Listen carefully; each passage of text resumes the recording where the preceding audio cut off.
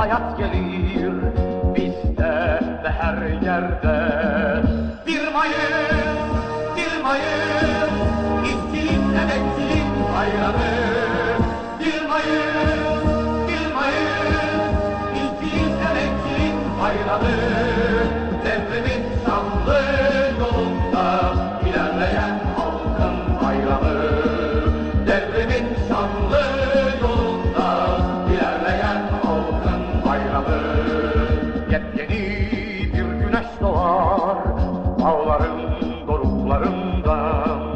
Yepyeni bir güneş doğar dağların doruklarından. Mutlu bir hayat filizlenir kavganın ufuklarından. Mutlu bir hayat filizlenir kavganın ufuklarından.